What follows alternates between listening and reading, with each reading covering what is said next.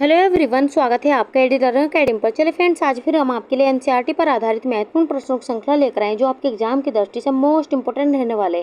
और आज की क्लास में हम आपको क्वेश्चन तो कराएंगे, साथ ही उनकी व्याख्या भी कराने वाले, जिससे आपके कॉन्सेप्ट तो क्लियर होंगे, साथ ही आपको बहुत कुछ सीखने को भी मिलने वाला है। आज की क्लास का हमारा पहला क्वेश्चन है, खाद्य पदार्थों में सूक्ष्म जीवों की वृद्धि को रोकने के लिए कौन सी विधि अपनाई जाती है। ऑप्शन यहाँ पर देंगे, डीप फ्राई करना, ठंडा करना, संरक्षण करना या स्वाद बढ़ाना। इंपॉर्टेंट क्वेश्चन आप यहाँ पर लगाते चलिए। अगर हम यहाँ पर बात करें खाद्य पदार्थों में सूक्ष्म जीवों की वृद्धि को रोकने के लिए कौन सी विधि अपनाई जाती है, तो ऑप्शन सी हमारे यहाँ पर सही होगा, संरक्षण करना विधि अपनाई जाती है। तो सी ऑप्शन के साथ में हम यहाँ पर जाने वाले हैं। आइए देख लेते हैं महत्वपूर्ण व्याख्या के साथ में। संरक्षण तकनीकों जैसे सुखाना, पाश्चुरीकरण, परिरक्षण, मिलाना आदि से भोजन को अधिक समय तक सुरक्षित रखा जाता है। ये भी आप यहाँ पर ध्यान रखते हुए चलिएगा। तो ऑप्शन सी हमारा यहाँ पर सही है।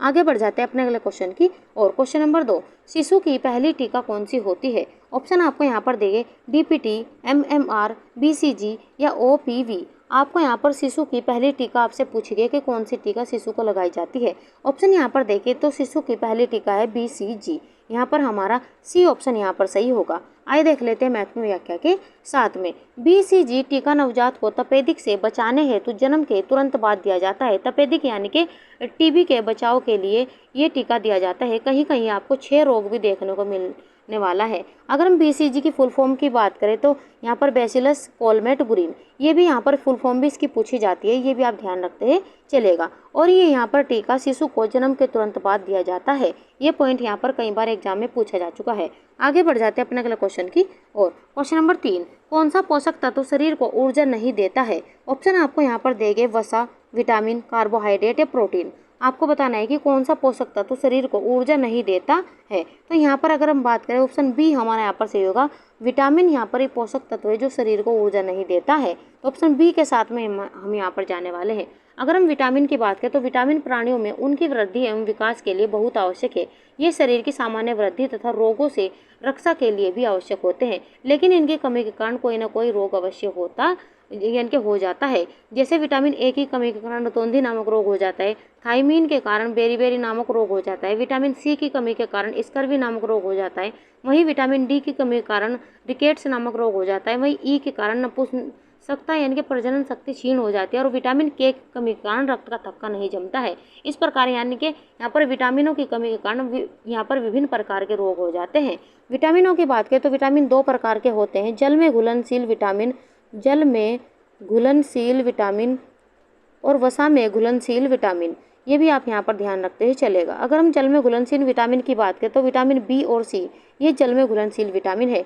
वहीं वसा में घुलनशील विटामिन की बात करें तो vitamin A, vitamin E, vitamin D और विटामिन के ये यहाँ पर वसा में घुलनशील विटामिन है। इन्हें भी आप ध्यान रखते ही चलेगा। यहाँ पर पॉइंट आए वसा। अगर हम वसा की बात करें तो 1 ग्राम वसा से यहाँ पर हमें 9 कैलोरी ऊर्जा प्राप्त होती है। ये भी आप ध्यान रखते ही चलेगा। वहीं कार्बोहाइड्रेट से हमें 1 ग्राम कार्बोहाइड्रेट से 4 कैलोरी ऊर्जा प्राप्त होती है। ये भी आपसे क्वेश्चन यहाँ से पूछा गया है। अगर हम यहाँ पर प्रोटीन की बात करें तो प्रोटीन 20 अमीनो अम्लों के संयोग से बना होता है और ये अमीनो अम्ल शरीर को उचित एवं आवश्यक पोषण देते हैं। प्रोटीन कोशिकाओं की वृद्धि में भी सहायक होता है और ये हीमोग्लोबिन के रूप में शरीर में गैसीय संवेदन का भी काम करता है। प्रोटीन एंटीबॉडीज के रूप में भी शरीर में सुरक्षा में भी यानी कि शरीर की सुरक्षा में सहायक होता है, और इसकी कमी के कारण क्वार्सियोरकर और मेरास्मस नामक रोग हो जाता है। ये पॉइंट आप ध्यान रखते ही चलेगा। मैंने आपको सभी यहाँ से जो एग्जाम में क्वेश्चन पूछे गए आसपास से बनने वाले क्वेश्चन भी यहाँ पर करा दिए। आगे बढ़ जाते हैं व्याख्या के साथ में। विटामिन शरीर में जैविक क्रियाओं को नियंत्रित करते हैं लेकिन ऊर्जा नहीं देते हैं। इस व्याख्या को भी आप ध्यान से देखते हैं चलिएगा। आगे बढ़ जाते हैं अपने अगले क्वेश्चन की और। क्वेश्चन नंबर 4, रेशों की प्राकृतिक श्रेणी में कौन आता है। ऑप्शन यहाँ पर दें, नाइलॉन, पॉलिएस्टर, ऊन या एक्रेलिक। आपको यहाँ पर रेशों की प्राकृतिक श्रेणी में कौन सा रेशा आता है ये आपको यहाँ पर बताना है। जल्दी से आप अपना आंसर यहाँ पर दीजिए। ऑप्शन यहाँ पर देखें तो ऑप्शन सी हमारे यहाँ पर सही होगा, ऊन। ये प्राकृतिक रेशा है। तो सी के साथ में हम यहाँ पर जाने वाले हैं। आइए देख लेते हैं महत्वपूर्ण व्याख्या के साथ में। ऊन जानवरों जैसे भेड़, बकरी से प्राप्त प्राकृतिक प्रोटीन रेशा है। तो ऑप्शन सी हमारा यहाँ पर सही होगा। आगे बढ़ जाते हैं अपने अगले क्वेश्चन की और। क्वेश्चन नंबर 5, ICDS कार्यक्रम का एक प्रमुख घटक क्या है। ऑप्शन यहाँ पर देंगे, बिजली वितरण, वृद्ध पेंशन, पूरक पोषण या बाल विवाह निषेध। आपको यहाँ पर पूछा गया है कि ICDS कार्यक्रम का एक प्रमुख घटक क्या है। जल्दी से आप अपना आंसर यहाँ पर दीजिए, कौन सा ऑप्शन यहाँ पर सही होगा। ऑप्शन यहाँ पर देखें तो यहाँ पर हमारा सी ऑप्शन यहाँ पर सही होगा, पूरक पोषण। यहाँ हम सी ऑप्शन के साथ में जाने वाले हैं। आइए देख लेते हैं महत्वपूर्ण व्याख्या के साथ में। ICDS यानी कि इंटीग्रेटेड चाइल्ड डेवलपमेंट स्कीम, ये फुल फॉर्म आप इंपॉर्टेंट लगाते चलेगा क्योंकि कई एग्जाम में लगातार पूछी जा चुके हैं। के अंतर्गत बच्चों व गर्भवती महिलाओं को पूरक पोषण व स्वास्थ्य सेवाएं दी जाती है, ये भी आप ध्यान रखते चलेगा। तो ऑप्शन सी हमारे यहाँ पर सही होगा। आगे बढ़ जाते हैं अगले क्वेश्चन की और। क्वेश्चन नंबर 6, खादी कपड़े की विशेषता क्या है। ऑप्शन यहाँ पर देख, चिकना और चमकदार, मशीन से बना, हाथ से कता और बुना या सिंथेटिक होता है। आपको यहाँ पर खादी कपड़े की विशेषता क्या है ये आपको यहाँ पर बताना है। ऑप्शन यहाँ पर देखें तो सी ऑप्शन हमारे यहाँ पर सही होगा, हाथ से कता और बुना, ये यहाँ पर इसकी विशेषता है। तो सी ऑप्शन के साथ में हम यहाँ पर जाने वाले हैं। आइए देख लेते हैं महत्वपूर्ण व्याख्या के साथ में। खादी पूरी तरह से हस्त निर्मित वस्त्र है, ये इंपॉर्टेंट लगाते चलेगा, जो आत्मनिर्भरता का प्रतीक है। तो सी ऑप्शन हमारे यहाँ पर सही है। आगे बढ़ जाते हैं अगले क्वेश्चन की और। क्वेश्चन नंबर 7, मानव शरीर में लौह तत्व की कमी से कौन सा रोग होता है। ऑप्शन आपको यहाँ पर हाइपोथायरॉयडिज्म, स्कर्वी, एनीमिया या रिकेट्स। आपको यहाँ पर बताना है कि मानव शरीर में लौह तत्व की कमी से कौन सा रोग हो जाता है। जल्दी से आप अपना आंसर यहाँ पर दीजिए। ऑप्शन यहाँ पर देखें तो ऑप्शन सी हमारे यहाँ पर सही होगा, एनीमिया नामक रोग हो जाता है लौह तत्व की कमी के कारण। यहाँ पर हमारा सी ऑप्शन यहाँ पर सही होगा। आइए देख लेते हैं महत्वपूर्ण व्याख्या के साथ में। आयरन की कमी से शरीर में हीमोग्लोबिन कम होता है, जिससे थकान व कमजोरी होती है। तो ऑप्शन सी के साथ में हम यहाँ पर जाने वाले हैं। आगे बढ़ जाते हैं अपने अगले क्वेश्चन की और। क्वेश्चन नंबर 8, उपभोक्ता संरक्षण अधिनियम किस वर्ष लागू हुआ था। ऑप्शन आपको यहाँ पर देख 1986, 2001, 1999 या 2010। आपको इंपॉर्टेंट क्वेश्चन लगाते चलना है क्योंकि ये क्वेश्चन कई बार अलग अलग तरीके से एग्जाम में भी पूछा जा चुका है। आपको बताना है कि उपभोक्ता संरक्षण अधिनियम किस वर्ष में लागू हुआ था। जल्दी से आप अपना आंसर यहाँ पर दीजिए। ऑप्शन यहाँ पर देखें तो ए ऑप्शन हमारे यहाँ पर सही होगा, 1986 में लागू हुआ था। यहाँ पर हमारा ए ऑप्शन यहाँ पर सही होगा। आइए देख लेते हैं महत्वपूर्ण व्याख्या के साथ में। उपभोक्ताओं के अधिकारों की रक्षा हेतु यह अधिनियम 1986 में लागू किया गया था। तो ऑप्शन ए हमारा यहाँ पर सही होगा। आगे बढ़ जाते हैं अपने अगले क्वेश्चन की और। क्वेश्चन नंबर 9, नवजात शिशु के मानसिक विकास के लिए सर्वश्रेष्ठ साधन क्या है। ऑप्शन यहाँ पर देगा दूध, खेल, मोबाइल या बाहर घुमाना। आपको यहाँ पर नवजात शिशु के मानसिक विकास के लिए सर्वश्रेष्ठ साधन आपसे पूछा गया है, तो कौन सा ऑप्शन यहाँ पर सही होगा। यहाँ पर मानसिक विकास की बात करें, अगर शारीरिक विकास होता तो वहाँ पर माँ का दूध यहाँ पर आने वाला था, लेकिन यहाँ पर मानसिक विकास की बात करें तो यहाँ पर ऑप्शन बी हमारा यहाँ पर सही होगा। तो ऑप्शन बी के साथ में हम यहाँ पर जाने वाले हैं। आइए देख लेते हैं महत्वपूर्ण व्याख्या के साथ में। खेल से शिशु का मस्तिष्क सक्रिय होता है और नई चीजें सीखने में मदद मिलती है। तो इस प्रकार हमारा बी ऑप्शन यहाँ पर सही होगा। आगे बढ़ जाते हैं अपने अगले क्वेश्चन की और। क्वेश्चन नंबर 10, कपड़े में सिकुड़न होने रोकने हेतु कौन सी विधि अपनाई जाती है, यानी कि कपड़े में सिकुड़न रोकने हेतु कौन सी विधि अपनाई जाती है। ऑप्शन यहाँ पर देख, गर्म पानी में भिगोना, आयरन करना, मर्सराइजेशन या हैंड वॉश। आपको यहाँ पर अपना आंसर यहाँ पर देना है, कौन सा ऑप्शन यहाँ पर सही होगा। तो कपड़े में सिकुड़न रोकने हेतु जो विधि अपनाई जाती है वह है ऑप्शन सी हमारे यहाँ पर सही होगा, मर्सराइजेशन। यहाँ पर हम सी ऑप्शन के साथ में यहाँ पर जाने वाले हैं। आइए देख लेते हैं महत्वपूर्ण व्याख्या के साथ में। मर्सराइजेशन प्रक्रिया के कपड़े की मजबूती, चमक और सिकुड़न रोकने की क्षमता बढ़ती है, ये आप ध्यान रखते चलेगा। तो ऑप्शन सी हमारा यहाँ पर सही होगा। आगे बढ़ जाते हैं अपने अगले क्वेश्चन की और। क्वेश्चन नंबर 11, स्वयं सहायता समूह किस उद्देश्य से बनाए जाते हैं। ऑप्शन यहाँ पर देंगे, राजनीतिक उद्देश्य, सामाजिक मतभेद, आर्थिक सशक्तिकरण या परिवार नियोजन। आपको यहाँ पर स्वयं सहायता समूह पूछा गया कि किस उद्देश्य से बनाए जाते हैं। ऑप्शन यहाँ पर देखें तो स्वयं सहायता समूह यहाँ पर आर्थिक सशक्तिकरण के उद्देश्य से बनाए जाते हैं। तो ऑप्शन सी के साथ में हम यहाँ पर जाने वाले हैं। आइए देख लेते हैं महत्वपूर्ण व्याख्या के साथ में। ये समूह महिला और ग्रामीणों को आत्मनिर्भर बनाने हेतु छोटे ऋण, बचत और प्रशिक्षण उपलब्ध कराते हैं। तो ऑप्शन सी हमारा यहाँ पर सही होगा, आर्थिक सशक्तिकरण। आगे बढ़ जाते हैं अपने अगले क्वेश्चन की और। सबसे अधिक कैल्शियम किस में पाया जाता है। ऑप्शन यहाँ पर दे, पालक, दूध, केला या टमाटर। आपको यहाँ पर बताना है कि सबसे अधिक कैल्शियम किस में पाया जाता है। तो जल्दी से आप अपना आंसर यहाँ पर दीजिए। तो सबसे अधिक कैल्शियम दूध में पाया जाता है। ऑप्शन बी हमारा यहाँ पर सही होगा। आइए देख लेते हैं महत्वपूर्ण व्याख्या के साथ में। दूध और दूध उत्पाद कैल्शियम का प्रमुख स्रोत है, जो हड्डियों और दांतों को मजबूत बनाते हैं। ये भी आप यहाँ पर ध्यान रखते चलिएगा। अगर हम यहाँ पर कैल्शियम की बात करें तो कैल्शियम हड्डी एवं दांतों के निर्माण में भी सहायक होता है और ये रक्त के जमने तथा हृदय की धड़कन को भी सुचारू रूप से संचालित करता है। कैल्शियम यहाँ पर अगर स्रोत पूछे तो कैल्शियम दूध तथा उससे बनी वस्तुएं, हरी पत्तेदार सब्जियां, मांस तथा चावल को छोड़कर अन्य अनाजों में भी पाया जाता है। ये भी यहाँ पर ध्यान रखते चलेगा। अगर हम इसके विकार की बात करें तो कैल्शियम की कमी से हड्डी एवं दांतों का ठीक से निर्माण नहीं होता है और दांत जल्दी निकलते हैं और ये टूट भी जल्दी जाते हैं। कैल्शियम गर्भवती स्त्रियों में हड्डियों के विकास के लिए भी आवश्यक होता है। ये भी पॉइंट आप ध्यान रखते हैं। चलिए आगे बढ़ जाते हैं अपने अगले क्वेश्चन की और क्वेश्चन नंबर 13, टाइफाइड रोग किस जीवाणु से होता है? ऑप्शन आपको यहाँ पर दे गए, इन्हें ध्यान से पढ़िए और अपना आंसर यहाँ पर दीजिए। आपको बताना है कि टाइफाइड रोग किस जीवाणु से होता है। ऑप्शन यहाँ पर देखें तो पहले ऑप्शन हमारा यहाँ पर सही होगा, साल्मोनेला टाइफी जीवाणु के कारण टाइफाइड रोग हो जाता है। यहाँ पर हमारा ए ऑप्शन यहाँ पर सही होगा। आइए देख लेते हैं महत्वपूर्ण व्याख्या के साथ में। साल्मोनेला टाइफी यह जीवाणु दूषित भोजन और पानी के माध्यम से शरीर में प्रवेश करता है। तो यानी कि इसका जो प्रवेश करने का शरीर में यहाँ पर वो यहाँ पर स्रोत होगा, तो यहाँ पर भोजन और यहाँ पर पानी के माध्यम से ये शरीर में प्रवेश करता है। तो इसे भी आप ध्यान रखते ही चलिएगा। तो ऑप्शन ए हमारा यहाँ पर सही होगा। आगे बढ़ जाते हैं अपने अगले क्वेश्चन की और क्वेश्चन नंबर 14, गृह प्रबंधन का मुख्य उद्देश्य क्या है? ऑप्शन आपको यहाँ पर देंगे, समय व्यर्थ करना, संसाधनों का समुचित उपयोग, संसाधनों का उचित प्रबंधन या दिखावा करना। आपको यहाँ पर गृह प्रबंधन का मुख्य उद्देश्य क्या है, ये आपको पूछा गया है।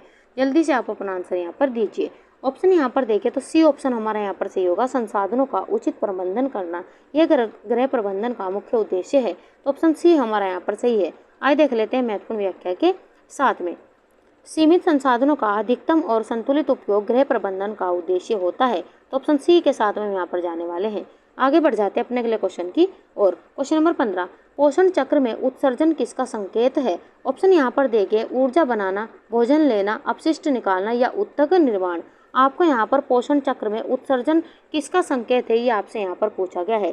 तो जल्दी से आप अपना आंसर यहाँ पर दीजिए। ऑप्शन यहाँ पर देखें तो सी ऑप्शन हमारा यहाँ पर सही होगा, अपशिष्ट निकालना। सी के साथ में हम यहाँ पर जाने वाले हैं। आइए देख लेते हैं महत्वपूर्ण व्याख्या के साथ में। पोषण चक्र की अंतिम क्रिया अपशिष्ट को बाहर निकालना है, जिसे उत्सर्जन कहते हैं। अगर हम आपको पाचन का क्रम सही से बताएं तो पहले ग्रहण करना आएगा, फिर यहाँ पर पाचन आएगा, फिर अवशोषण, फिर स्वांगीकरण और फिर लास्ट में यहाँ पर जो अंतिम प्रक्रिया होगी वो उत्सर्जन की होगी। तो यहाँ पर हमारा ऑप्शन सी हमारा यहाँ पर सही होगा। आगे बढ़ जाते हैं अपने अगले क्वेश्चन की और क्वेश्चन नंबर 16, बेरी रोग किस विटामिन की कमी से होता है? ऑप्शन आपको यहाँ पर दे, vitamin A, vitamin B1, vitamin B12 या विटामिन सी। तो जल्दी से आप अपना आंसर यहाँ पर दीजिए। आपसे यहाँ पर बेरी रोग किस विटामिन की कमी से होता है, ये आपसे यहाँ पर पूछा गया है।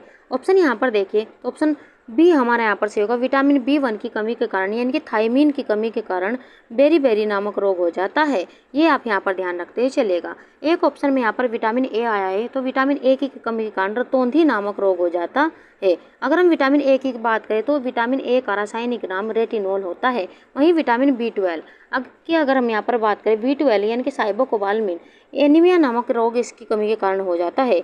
एनीमिया नामक रोग इसकी कमी के कारण हो जाता है। वहीं विटामिन सी यानी कि एस्कॉर्बिक अम्ल, इसकी कमी के कारण स्कर्वी नामक रोग हो जाता है और ये खट्टे पदार्थों में पाया जाता है। ये पॉइंट पे आप ध्यान रखते चलेगा क्योंकि ये सभी एग्जाम में क्वेश्चन पूछे गए हैं। तो ऑप्शन बी हमारा यहाँ पर सही है। आइए देख लेते हैं महत्वपूर्ण व्याख्या के साथ में। विटामिन B1 ने थायमीन की कमी से तंत्रिका तंत्र पर असर होता है, जिससे बेरी नामक रोग हो जाता है।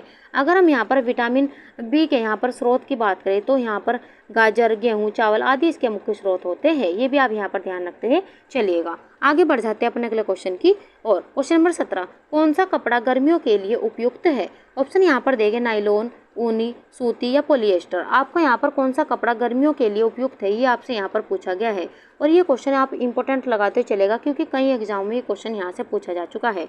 अगर हम यहाँ पर गर्मियों के लिए उपयुक्त कपड़े की बात करें तो सूती कपड़ा गर्मियों के लिए उपयुक्त होता है। तो सी के साथ में हम यहाँ पर जाने वाले हैं।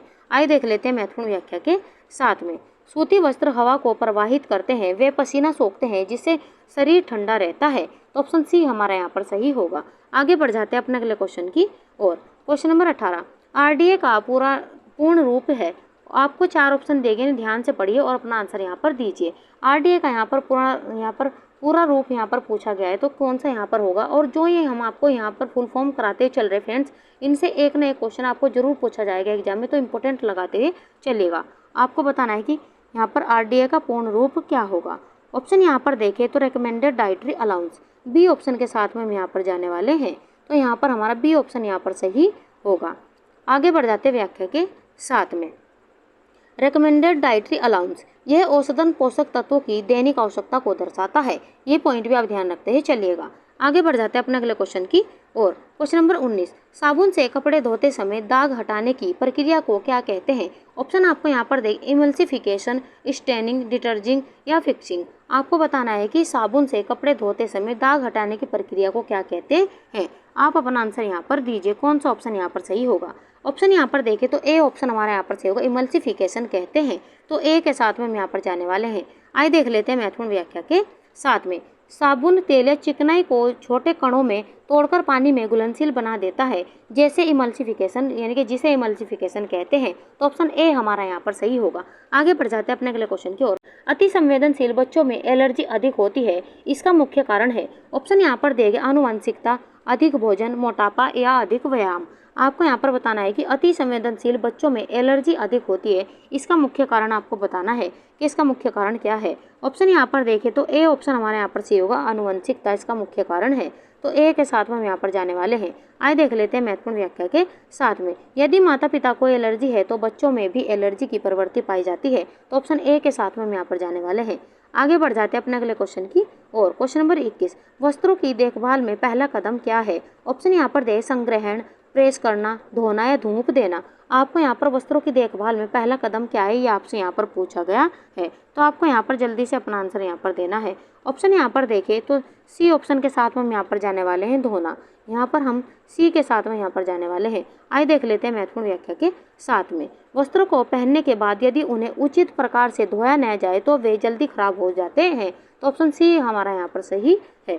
आगे बढ़ जाते हैं अपने अगले क्वेश्चन की और। क्वेश्चन नंबर 22, WHO का मुख्य उद्देश्य है। ऑप्शन यहाँ पर दिए गए, शिक्षा, स्वास्थ्य, कृषि या उद्योग। आपको यहाँ पर WHO का मुख्य उद्देश्य आपसे यहाँ से पूछा गया है। तो WHO का मुख्य उद्देश्य स्वास्थ्य होता है। यहाँ पर हमारा बी ऑप्शन यहाँ पर सही होगा। तो बी के साथ में हम यहाँ पर जाने वाले हैं। WHO की यहाँ पर स्थापना कब हुई थी, ये भी यहाँ से पूछा जाता है। इसकी स्थापना 7 अप्रैल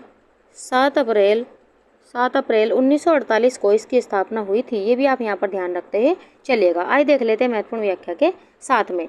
विश्व स्वास्थ्य संगठन वैश्विक स्तर पर स्वास्थ्य से संबंधित कार्यों का संचालन करता है। ये पॉइंट भी आपने यहाँ पर ध्यान रखते हैं चलिएगा। आगे बढ़ जाते हैं अपने अगले क्वेश्चन की और। क्वेश्चन नंबर 23, पोषण तत्वों में शरीर की वृद्धि के लिए क्या आवश्यक है? ऑप्शन यहाँ पर दिए गए, विटामिन, कार्बोहाइड्रेट, प्रोटीन या खनिज। आपको यहाँ पर पोषण तत्वों में शरीर की वृद्धि के लिए क्या आवश्यक है, ये आपको यहाँ पर बताना है। तो यहाँ पर हमारा सी ऑप्शन यहाँ पर सही होगा, प्रोटीन आवश्यक है। तो प्रोटीन के साथ में हम यहाँ पर जाने वाले हैं। अगर हम यहाँ पर प्रोटीन की बात करें तो प्रोटीन अत्यंत जटिल पदार्थ है। ये कार्बन, हाइड्रोजन, नाइट्रोजन और फास्फोरस के यानी कि इनका यौगिक है। इसकी रचना यानी कि 20 अमीनो अम्ल के संयोग से होती है और ये प्रोटीन कोशिकाओं की वृद्धि में भी सहायक होता है और प्रोटीन एंटीबॉडीज के रूप में शरीर की सुरक्षा में भी सहायक होता है। यहाँ पर इसकी कमी के कारण क्वार्सियोरकर नामक रोग व मेरास्मस नामक रोग हो जाते हैं। वहीं विटामिन की बात करें तो मैंने आपको पिछले क्वेश्चन में भी बताया कि विटामिन 2 प्रकार के होते हैं, जल में घुलनशील विटामिन और यहाँ पर वसा में घुलनशील विटामिन। ये भी आप ध्यान रखते चलेगा। अगर हम कार्बोहाइड्रेट की बात करें तो 1 ग्राम कार्बोहाइड्रेट से 4 कैलोरी ऊर्जा प्राप्त होती है। ये कई बार क्वेश्चन एग्जाम में भी पूछा जा चुका है। यहाँ पर इसे भी आप ध्यान रखते चलिएगा। आगे बढ़ जाते व्याख्या के साथ में। प्रोटीन शरीर के ऊतकों, मांसपेशियों की वृद्धि और मरम्मत के लिए आवश्यक है। ये भी आप ध्यान रखते चलेगा। तो ऑप्शन सी हमारा यहाँ पर सही होगा। आगे बढ़ जाते हैं अपने अगले क्वेश्चन की और। क्वेश्चन नंबर 24, शिशु की देखभाल का सर्वोत्तम माध्यम कौन सा है? ये आपको यहाँ पर बताना है। बोतल से दूध, माँ का दूध, फॉर्मूला दूध या गाय का दूध। अगर हम यहाँ पर बात करें तो शिशु की देखभाल का सर्वोत्तम माध्यम है माँ का दूध। यहाँ पर ऑप्शन बी के साथ में हम यहाँ पर जाने वाले हैं। तो बी ऑप्शन हमारे यहाँ पर सही होगा। आइए देख लेते हैं महत्वपूर्ण व्याख्या के साथ में। माँ का दूध शिशु के लिए संपूर्ण पोषण है और रोग प्रतिरोधक क्षमता भी ये देता है। ये भी आप ध्यान रखते हुए चलेगा क्योंकि यहाँ से कई बार क्वेश्चन भी पूछा जा चुका है। आगे बढ़ जाते हैं अपने अगले क्वेश्चन की ओर। क्वेश्चन नंबर 25, उपभोक्ता की सबसे पहली जिम्मेदारी क्या होती है? ऑप्शन यहाँ पर दिए गए, सामान लौटाना, शिकायत करना, सही जानकारी प्राप्त करना या प्रचार करना। आपको यहाँ पर उपभोक्ता की सबसे पहली जिम्मेदारी क्या होती है, ये आपको बताना है। अगर हम ऑप्शन की बात करें तो ऑप्शन सी हमारा यहाँ पर सही होगा, सही जानकारी प्राप्त करना। तो सी के साथ में हम यहाँ पर जाने वाले हैं। आइए देख लेते हैं महत्वपूर्ण व्याख्या के साथ में। उपभोक्ता का पहला दायित्व है कि वह उत्पाद की गुणवत्ता, कीमत और प्रयोग की जानकारी प्राप्त करे। तो सी ऑप्शन हमारे यहाँ पर सही होगा, सही जानकारी प्राप्त करना।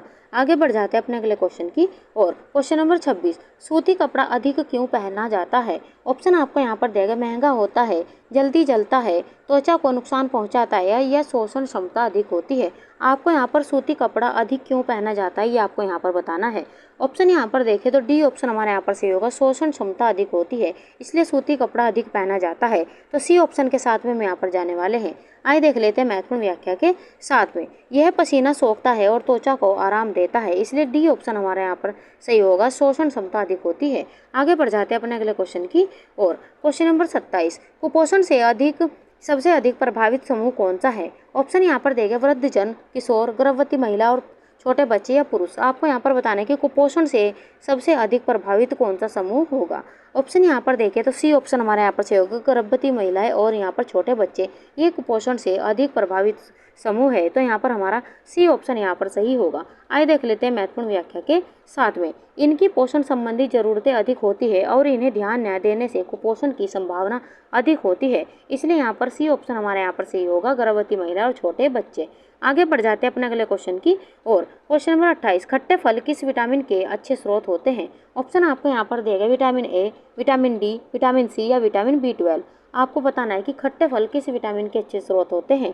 तो खट्टे फल विटामिन सी के अच्छे स्रोत होते हैं। यहाँ पर ऑप्शन सी के साथ हम यहाँ पर जाने वाले हैं। यहाँ पर अगर विटामिन सी का रासायनिक नाम अगर हम यहाँ पर देखें तो यहाँ पर एस्कॉर्बिक अम्ल इसका यहाँ पर रासायनिक नाम है, ये भी आप यहाँ पर ध्यान रखते हैं चलेगा। अगर हम इसकी कमी से होने वाले रोग की बात करें तो स्कर्वी नामक रोग हो जाता है। वहीं विटामिन ए की कमी के कारण यहाँ पर रतौंधी नामक रोग हो जाता है, यानी कि अगर हम आंखों संबंधी रोग की बात करें तो विटामिन ए की कमी के कारण हो जाता है।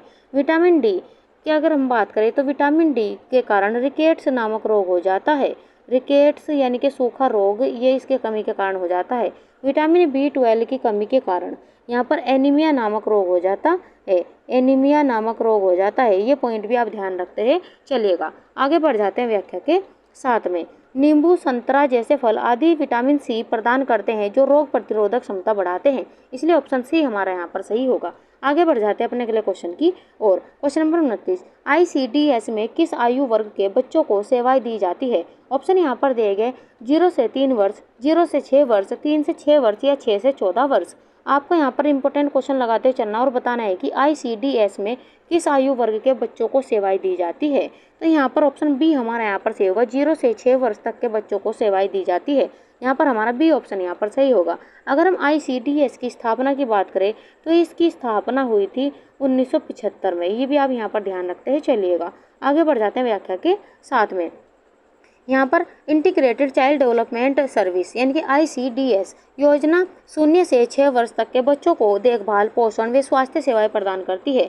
तो ऑप्शन हमारा बी यहाँ पर सही होगा। आगे बढ़ जाते हैं अपने अगले क्वेश्चन की और क्वेश्चन नंबर 30, बालकों में स्वायत्तता की भावना कब विकसित होती है? ऑप्शन आपको यहाँ पर देगी जन्म पर, शिशुअवस्था में, बाल्यावस्था में या किशोरावस्था में।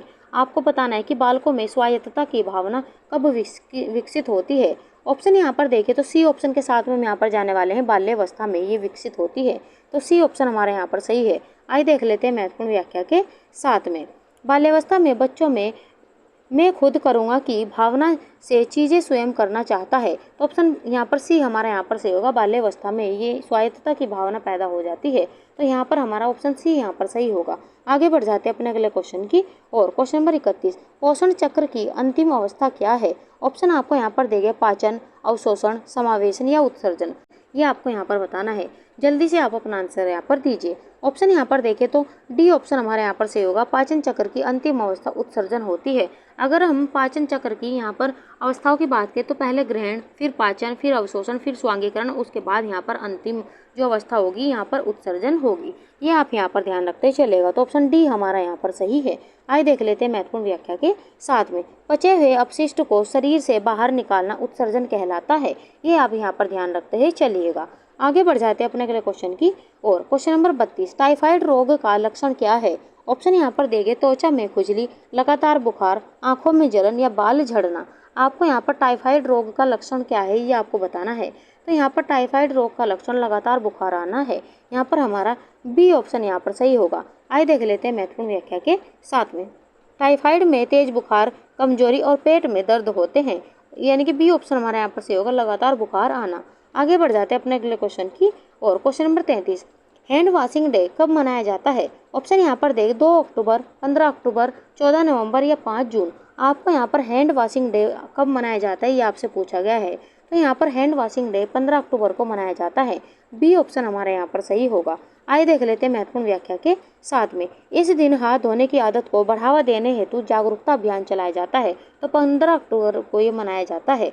आगे बढ़ जाते हैं अपने अगले क्वेश्चन की और। क्वेश्चन नंबर 34, माँ के दूध का रंग सामान्यतः कैसा होता है? ऑप्शन यहाँ पर देंगे पीला, हरा, सफ़ेद या लाल। आपको यहाँ पर माँ के दूध का रंग आपसे यहाँ पर पूछा गया है। तो माँ के दूध का सामान्यतः रंग सफ़ेद होता है। यहाँ पर हमारा ऑप्शन सी यहाँ पर सही होगा। आइए देख लेते हैं महत्वपूर्ण व्याख्या के साथ में। यह पतला व हल्का सफ़ेद रंग का होता है और पूरी तरह से सुपाच्य होता है। माँ के दूध को बच्चे का संपूर्ण आहार भी माना गया है। इनके संपूर्ण आहार की बात करें तो बच्चे का संपूर्ण आहार माँ के दूध को यहाँ पर माना गया है। ये भी आप यहाँ पर ध्यान रखते हुए चलिएगा। आगे बढ़ जाते हैं अपने अगले क्वेश्चन की और। क्वेश्चन नंबर 35, टीन एज शब्द किस आयु के लिए प्रयोग होता है? ऑप्शन यहाँ पर दिए गए हैं 10 से 12 वर्ष, 11 से 19 वर्ष, 13 से 19 वर्ष या यहाँ पर 15 से 21 वर्ष। आपको यहाँ पर टीन एज शब्द किस आयु के लिए प्रयोग होता है ये आपसे पूछा गया है। ऑप्शन यहाँ पर देखें तो सी ऑप्शन हमारे यहाँ पर सही होगा। 13 से 19 वर्ष की यहाँ पर आयु को टीन एज शब्द से यहाँ पर प्रयोग किया जाता है। तो यहाँ पर हमारा सी ऑप्शन यहाँ पर सही होगा। आइए देख लेते हैं महत्वपूर्ण व्याख्या के साथ में। टीन का अर्थ है यानी कि टीन वाले वर्ष, जैसे यहाँ पर 13 से लेकर 19 जो यानी कि 13 और 19 के बीच में जितनी यहाँ पर आयु आएगी जो किशोर अवस्था के अंतर्गत आते हैं, यानी कि 13 से लेकर 19 वर्ष तक के जो यहाँ पर किशोर हैं उनके यहाँ पर शब्द प्रयोग में लाया जाता है टीन। ये भी आप यहाँ पर ध्यान रखते चलेगा। तो 13 से 19 वर्ष तक के बच्चे इसमें शामिल होते हैं, ये आप ध्यान रखते चलिएगा। आगे बढ़ जाते हैं अपने अगले क्वेश्चन की और। क्वेश्चन नंबर 36, कौन सा पोषक तत्व शरीर में ऊष्मा व ऊर्जा प्रदान करता है? ऑप्शन यहाँ पर दिया गया है प्रोटीन, वसा, विटामिन या जल। आपको यहाँ पर इंपॉर्टेंट क्वेश्चन लगाते चलना और आपको बताना है कि कौन सा पोषक तत्व शरीर में ऊष्मा और ऊर्जा प्रदान करता है। जल्दी से आप अपना आंसर यहाँ पर दीजिए। ऑप्शन यहाँ पर देखें तो बी ऑप्शन हमारे यहाँ पर सही होगा, वसा। यही शरीर को ऊष्मा और ऊर्जा प्रदान करता है। क्वेश्चन नंबर 37, कपड़ों को धोने से पहले किस दाग को सबसे पहले हटाया जाना चाहिए? ऑप्शन यहाँ पर देखिए चाय, स्याही, तेल या खून। आपको यहाँ पर बताना है कि कपड़ों को धोने से पहले किस दाग को सबसे पहले हटाया ना जाना चाहिए। ऑप्शन यहाँ पर देखें तो खून के दाग सबसे पहले हटाए जाने चाहिए। तो यहाँ पर हमारा डी ऑप्शन यहाँ पर सही होगा। आइए देख लेते हैं महत्वपूर्ण व्याख्या के साथ में। खून का दाग ताजे पानी और ठंडी विधि से तुरंत निकालना चाहिए, अन्यथा यह स्थायी हो सकता है। इसलिए यहाँ पर डी ऑप्शन हमारे यहाँ पर सही होगा। आगे बढ़ जाते हैं अपने अगले क्वेश्चन की ओर। बाल विकास में भाषा का विकास किस क्रम में होता है? ऑप्शन आपको यहाँ पर दिए गए, ध्यान से पढ़िए और अपना आंसर यहाँ पर दीजिए। कौन सा ऑप्शन यहाँ पर सही होगा? ऑप्शन यहाँ पर देखिए तो पहले यहाँ पर रोना होगा, रोने के बाद शब्द और फिर उसके बाद में वाक्य। तो यहाँ पर हमारा डी ऑप्शन यहाँ पर सही होगा। तो डी के साथ में हम यहाँ पर जाने वाले हैं। आइए देख लेते हैं महत्वपूर्ण व्याख्या के साथ में। शिशु रोने से भाषा की शुरुआत करता है, फिर धीरे धीरे शब्द और वाक्य में बात करना सीखता है। इसलिए हमारा पहला रोना आएगा, फिर शब्द और फिर वाक्य। तो ये यहाँ पर इस क्रम में होगा। तो ये आप नोट कर दे चलिएगा। आगे बढ़ जाते हैं अपने अगले क्वेश्चन की और। क्वेश्चन नंबर 39, कपड़ों में फफूंद लगने का कारण क्या है? ऑप्शन यहाँ पर देख धूप में रखना, अधिक प्रेस करना, गीला और बंद रखना, बार बार धोना। आपको बताना है कि कपड़ों में फफूंद लगने का कारण क्या है। तो यहाँ पर गीला और बंद रखना ये इसका कारण है। यहाँ पर हम सी ऑप्शन के साथ में जाने वाले हैं। आइए देख लेते हैं महत्वपूर्ण व्याख्या के साथ में। नमी और बंद वातावरण में कपड़े जल्दी सड़ने व फफूंद लगने लगते हैं, इसलिए ऑप्शन सी हमारा यहाँ पर सही होगा। आगे बढ़ जाते हैं अपने अगले क्वेश्चन की और। क्वेश्चन नंबर 40, कौन सा रोग जल जनित है? ऑप्शन यहाँ पर देगा मलेरिया, टाइफाइड, चेचक या पोलियो। आपको बताना है कि कौन सा रोग जल जनित रोग है। जल्दी से आप अपना आंसर यहाँ पर दीजिए। अगर हम यहाँ पर बात करें टाइफाइड, तो टाइफाइड यहाँ पर जल जनित रोग है। तो बी ऑप्शन के साथ में हम यहाँ पर जाने वाले हैं। आइए देख लेते हैं महत्वपूर्ण व्याख्या के साथ में। टाइफाइड दूषित जल व भोजन से फैलता है और साल्मोनेला टाइफी बैक्टीरिया से होता है। ये यहाँ पर इसका बैक्टीरिया को भी आप ध्यान रखते चलेगा, क्योंकि एग्जाम में क्वेश्चन भी पूछा जा चुका है। और मैंने यहाँ पर आपको क्लास में जो आपने यहाँ पर पिछले यहाँ पर क्वेश्चनों को देखा है, तो ये क्वेश्चन मैंने आपको करा भी दिया है जो एग्जाम में पूछा जा चुका है। और ये दूषित जल व भोजन के द्वारा फैलता है, ये भी आप ध्यान रखते चलिएगा। आगे बढ़ जाते हैं अपने अगले क्वेश्चन की और। क्वेश्चन नंबर 41, एक संतुलित आहार में क्या शामिल होता है? ऑप्शन यहाँ पर देंगे केवल प्रोटीन, केवल कार्बोहाइड्रेट, सभी पोषक तत्व या केवल वसा। आपको यहाँ पर बताना है कि एक संतुलित आहार में क्या शामिल होता है। तो एक संतुलित आहार में सभी पोषक तत्व शामिल होते हैं। यहाँ पर ऑप्शन सी हमारा यहाँ पर सही होगा। अगर हम संतुलित आहार की बात करें तो ऐसा आहार जिसमें सभी पोषक तत्व विद्यमान रहते हैं संतुलित आहार कहलाता है और इससे मनुष्य स्वस्थ रहता है। आहार दो प्रकार के होते हैं, संतुलित और असंतुलित। ये भी आप ध्यान रखते हैं चलिएगा, क्योंकि यहाँ से कई बार क्वेश्चन भी पूछे जा चुके हैं। आइए देख लेते हैं महत्वपूर्ण व्याख्या के साथ में। संतुलित आहार में प्रोटीन, वसा, कार्बोहाइड्रेट, विटामिन, खनिज, जल आदि उचित मात्रा में होने चाहिए। वही आहार संतुलित आहार कहलाता है जिसमें सभी पोषक तत्व विद्यमान होते हैं। आगे बढ़ जाते हैं अपने अगले क्वेश्चन की और क्वेश्चन नंबर 42। अगर हम यहाँ पर बात करें गृह प्रबंधन का मुख्य उद्देश्य क्या होता है। ऑप्शन आपको यहाँ पर देंगे खर्च बढ़ाना, संसाधनों का सही उपयोग, ऋण लेना या भंडारण करना। आपको बताना है कि गृह प्रबंधन का मुख्य उद्देश्य क्या है। तो गृह प्रबंधन का मुख्य उद्देश्य संसाधनों का सही उपयोग करना है। तो बी ऑप्शन हमारा यहाँ पर सही होगा। आइए देख लेते हैं महत्वपूर्ण व्याख्या के साथ में। सीमित संसाधनों में संतुलन बनाए रखना गृह प्रबंधन की मूल कला है, इसलिए ऑप्शन बी हमारा यहाँ पर सही होगा। आगे बढ़ जाते हैं अपने अगले क्वेश्चन की और क्वेश्चन नंबर 43। हैंड वॉश करने का सही तरीका क्या है। ऑप्शन आपको यहाँ पर देंगे सिर्फ पानी, साबुन और पानी, कम से कम 20 सेकेंड, गीला कपड़ा, सैनिटाइजर ही काफ़ी है। आपको यहाँ पर बताना है कि कौन सा ऑप्शन यहाँ पर सही होगा। हैंड वॉश करने का सही तरीका आपको बताना है। ऑप्शन यहाँ पर देखें तो बी ऑप्शन हमारे यहाँ पर सही होगा, साबुन और पानी कम से कम 20 सेकेंड। ये इसका यहाँ पर सही तरीका है। यहाँ पर हमारा बी ऑप्शन यहाँ पर सही होगा। आइए देख लेते हैं महत्वपूर्ण व्याख्या के साथ में। साबुन और पानी से रगड़कर हाथ धोने से अधिकतर बैक्टीरिया मर जाते हैं। तो यहाँ पर कम से कम हाथ 20 सेकंड तक धोने चाहिए। इससे क्या होता है, बैक्टीरिया मर जाते हैं। ये भी पॉइंट आप ध्यान रखते हुए चलेगा और ये क्वेश्चन कई बार एग्जाम में भी पूछा जा चुका है।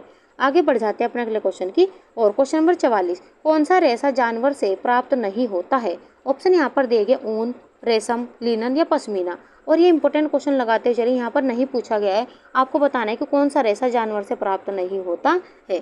जल्दी से आप अपना आंसर यहाँ पर दीजिए। ऑप्शन यहाँ पर देखें तो सी ऑप्शन हमारे यहाँ पर से होगा, लिनन। ये जानवर से प्राप्त होने वाला रेशा नहीं है। तो सी ऑप्शन के साथ में हम यहाँ पर जाने वाले हैं। आइए देख लेते हैं महत्वपूर्ण व्याख्या के साथ में। लिनन फ्लेक्स नामक पौधे से प्राप्त होता है, जबकि अन्य जानवरों से प्राप्त होने वाले रेशे हैं। तो यहाँ पर ऑप्शन सी हमारे यहाँ पर सही होगा।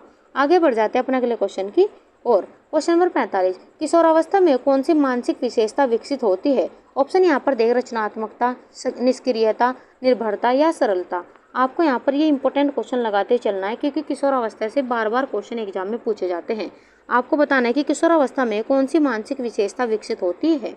ऑप्शन यहाँ पर देखें तो पहले ऑप्शन हमारे यहाँ पर सही होगा, रचनात्मकता। ये यहाँ पर मानसिक विशेषता विकसित होती है। तो ए के साथ में हम यहाँ पर जाने वाले हैं। आइए देख लेते हैं महत्वपूर्ण व्याख्या के साथ में। किशोर अपने विचारों को स्वतंत्र रूप से व्यक्त करने की क्षमता विकसित करता है। किशोरावस्था को तनाव एवं तूफान की अवस्था भी कही गई है स्टैनले हॉल के द्वारा। और ये क्वेश्चन कई बार एग्जाम में भी पूछा जा चुका है, तो ये भी आप ध्यान रखते हैं। चलिए आगे बढ़ जाते हैं अपने अगले क्वेश्चन की और क्वेश्चन नंबर 46। नवजात को माँ का दूध पिलाने की सलाह कब तक दी जाती है। ऑप्शन यहाँ पर 1 दिन बाद, 1 सप्ताह बाद, 6 घंटे बाद या जन्म के 1 घंटे के अंदर। आपको बताना है कि नवजात शिशु को माँ का दूध पिलाने की सलाह कब दी जाती है। ऑप्शन यहाँ पर देखें तो जन्म के 1 घंटे के अंदर ये पिलाने की सलाह दी जाती है। तो डी ऑप्शन हमारे यहाँ पर सही होगा। आइए देख लेते हैं महत्वपूर्ण व्याख्या के साथ में। माँ का पहला गाढ़ा दूध यानी कि कोलेस्ट्रम बच्चे की रोग प्रतिरोधक क्षमता के लिए अमूल्य होता है और माँ के दूध को बच्चे का संपूर्ण आहार भी माना जाता है। यानी कि कोलेस्ट्रम से भी कई बार यहाँ से क्वेश्चन पूछा गया है कि माँ का पहला पीला गाढ़ा दूध क्या कहलाता है। तो कोलेस्ट्रम कहलाता है। इस तरह से क्वेश्चन भी एग्जाम में पूछा गया है। तो यहाँ पर हमारा ऑप्शन डी यहाँ पर सही होगा। आगे बढ़ जाते हैं अपने अगले क्वेश्चन की और क्वेश्चन नंबर 47। कुपोषण से निपटने हेतु भारत सरकार की योजना है। ऑप्शन यहाँ पर देगा Swachh Bharat mission, mid day meal, Ujjwala Yojana या मुद्रा योजना। आपको यहाँ पर कुपोषण से निपटने हेतु भारत सरकार की योजना आपसे पूछी गई है। ऑप्शन यहाँ पर देखें तो कुपोषण से निपटने के लिए भारत सरकार की योजना है मिड डे मील। यहाँ पर ऑप्शन बी हमारा यहाँ पर सही होगा। आइए देख लेते हैं महत्वपूर्ण व्याख्या के साथ में। यह योजना सरकारी स्कूलों में बच्चों को पोषण युक्त भोजन उपलब्ध कराने हेतु बनाई गई है। तो यहाँ पर ऑप्शन बी हमारा यहाँ पर सही होगा। आगे बढ़ जाते हैं अपने अगले क्वेश्चन की और क्वेश्चन नंबर 48। ISI चिन्ह किसकी गुणवत्ता को दर्शाता है। ऑप्शन यहाँ पर दे खाद्य पदार्थ, कपड़े, औद्योगिक उत्पाद या इलेक्ट्रॉनिक्स। आपको ये बताना है कि ISI चिन्ह किसकी गुणवत्ता को दर्शाता है। तो ऑप्शन हमारा यहाँ पर सी यहाँ पर सही होगा, औद्योगिक उत्पाद की गुणवत्ता को दर्शाता है। ऑप्शन सी के साथ में हम यहाँ पर जाने वाले हैं। आइए देख लेते हैं महत्वपूर्ण व्याख्या के साथ में। ISI मार्क यानी कि ब्यूरो ऑफ इंडियन स्टैंडर्ड्स द्वारा प्रमाणित औद्योगिक उत्पाद की गुणवत्ता दर्शाता है। तो यहाँ पर ऑप्शन सी हमारा यहाँ पर सही होगा। आगे बढ़ जाते हैं अपने अगले क्वेश्चन की ओर। अगर हम यहाँ पर अतिथि के आने पर गृह व्यवस्था में प्राथमिकता क्या होनी चाहिए? ऑप्शन यहाँ पर देंगे खर्च, सफाई और व्यवस्था, परिधान या खाना पकाना। आपको बताना है कि अतिथि के आने पर गृह व्यवस्था में प्राथमिकता क्या होनी चाहिए। जल्दी से आप अपना आंसर यहाँ पर दीजिए। ऑप्शन यहाँ पर देखें तो सफाई और व्यवस्था में प्राथमिकता होनी चाहिए। यहाँ पर हमारा ऑप्शन बी यहाँ पर सही होगा। आइए देख लेते हैं महत्वपूर्ण व्याख्या के साथ में। अतिथि के स्वागत हेतु सबसे पहले घर की सफाई और स्वच्छ यानी कि व्यवस्था पर ध्यान देना आवश्यक है। तो यहाँ पर ऑप्शन बी हमारा यहाँ पर सही होगा। आगे बढ़ जाते हैं अपने अगले क्वेश्चन की ओर। फ्रेंड्स, ये हमारी क्लास का अंतिम क्वेश्चन है। स्तनपान की न्यूनतम अनुशंसित अवधि क्या है? ऑप्शन यहाँ पर दिया गया है 1 महीना, 3 महीने, 6 महीने या 1 साल। आपको यहाँ पर स्तनपान की न्यूनतम अनुशंसित अवधि आपसे पूछी गई है। जल्दी से आप अपना आंसर यहाँ पर दीजिए। कौन सा ऑप्शन यहाँ पर सही होगा? ऑप्शन यहाँ पर देखें तो सी ऑप्शन के साथ में हम यहाँ पर जाने वाले हैं 6 महीना। ये यहाँ पर स्तनपान की न्यूनतम अनुशंसित अवधि यहाँ पर तय की गई है। तो ऑप्शन हमारा सी यहाँ पर सही होगा। आइए देख लेते हैं महत्वपूर्ण व्याख्या के साथ में। विश्व स्वास्थ्य संगठन WHO के अनुसार शिशु को 6 महीने तक केवल माँ का दूध देना चाहिए। ये क्वेश्चन यहाँ से कई बार पूछा जा चुका है। अगर हम यहाँ पर WHO की स्थापना की बात करें तो WHO की स्थापना 7 अप्रैल 1948 को WHO की स्थापना हुई थी। ये पॉइंट पे आप ध्यान रखते ही चलेगा, क्योंकि यहाँ से कई बार क्वेश्चन भी पूछा जा चुका है। तो चलिए फ्रेंड्स, ये थी आज की हमारी क्लास। हमारी क्लास आपको कैसी लगी ये आप हमें कमेंट बॉक्स में ज़रूर बताएं। आज की क्लास में आपका स्कोर कितना रहा ये भी आपको हमें कमेंट बॉक्स में बताना है। अगर आपको कुछ नया सीखने को मिला हो तो भी आप हमें कमेंट बॉक्स में कमेंट जरूर करें और ज़्यादा से ज़्यादा शेयर कीजिएगा क्लास को, ताकि और भी बच्चों को इसका फ़ायदा हो सके। हम बस चाहते हैं कि जो हम प्रयास कर रहे हैं उस प्रयास में आप चाहते हैं आपका यहाँ पर सफलता आपको ज़रूर मिले। जो हम यहाँ प्रयास कर रहे हैं, आप हमारी क्लास को लगातार देखते ही चलिएगा और काफ़ी फ़ायदा आपको हमारी क्लासेस से होने वाला है। बस हम चाहते हैं कि आप हमारी क्लासेस को देखें और उसका फ़ायदा उठाएं और भी बच्चों को इन क्लासेस को शेयर कीजिए। अगर आपको क्लास पसंद आए तो लाइक सब्सक्राइब करना ना भूलें। चलिए मिलते हैं ऐसे ही क्वेश्चनों के साथ में नेक्स्ट क्लास में। तब तक के लिए आप खुश रहिए, अपने माता पिता का सम्मान कीजिए। क्लास देखने के लिए धन्यवाद।